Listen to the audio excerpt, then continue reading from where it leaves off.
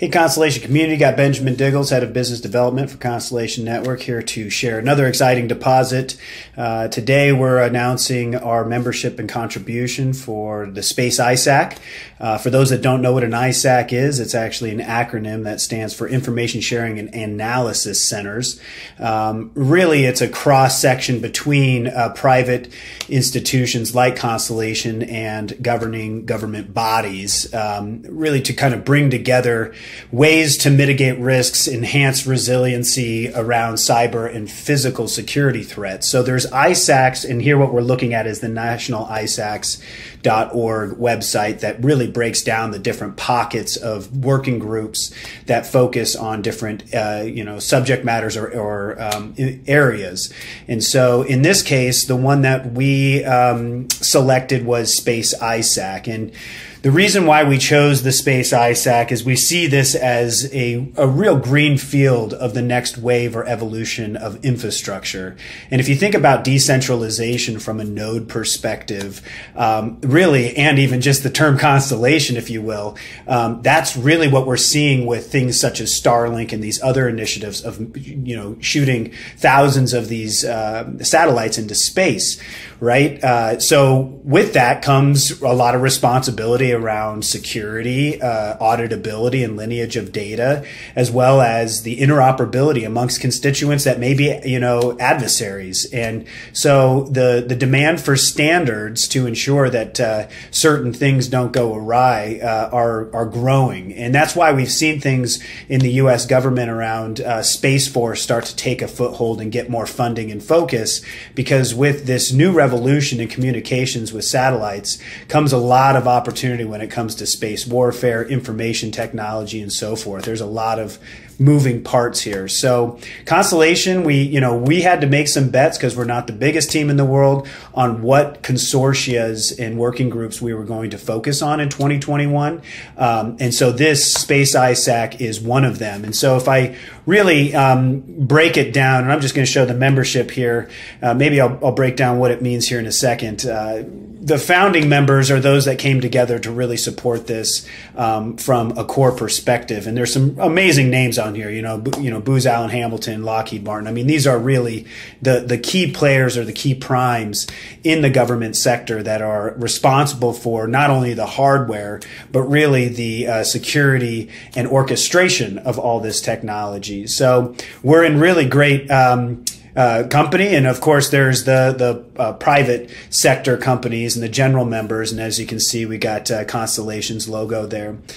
So this is a kind of a stacked approach. When we work on these consortia, this isn't just about research and information sharing and contributing, and I can't go into too much detail because Space ISAC, being kind of cognizant around security, they're very sensitive about what we can and can't share, and we want to honor that. That said, we're not just there to contribute, which we are there to contribute from a research perspective, but we want to create solutions. And I look at that as kind of a bottom-up, top-down approach, and bottom-up being kind of those foundational standards. And you keep hearing me say foundational around data management tools and so forth. Very important. But top-down is finding those entry points of mature areas where we can start to look at building solutions and applications to start to bring the promise of blockchain to fruition. Like supply chain management is one we all hear about. That's a good example of a ripe entry point that we're seeing a lot of different blockchain solutions rush after, because its readiness is in a good spot from the market.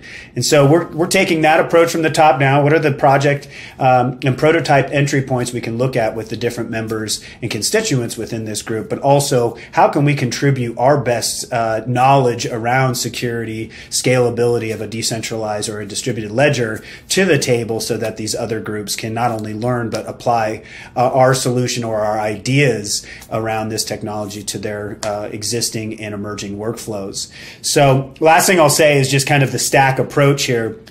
MOBI is really important because it expresses the terrain. You know, we're talking about transportation. We're talking about legacy city data sets that are starting to move into kind of more connected, smart city, interoperable pockets. So that's our foundational. And then if you look at the top, you got space, and we're looking at swarm satellites. Look into swarm satellites. Very interesting stuff. I mean, these are essentially all ripe for being nodes in in the hypergraph. So, and then the middle stack is really what we're focused on in the U.S. Air Force, and we have a consortia that we're going to be focusing on that we're announcing here in short order. So that gives us a chance to really look at all the different constituents, because if you think of that middle layer, that's where like socializing drones comes in, and mission planning around air control, and working within some of those groups that have the desire to work with distributed ledger technology to bring that into their solutions, but haven't found solutions out there that can scale for their needs, and we're really ripe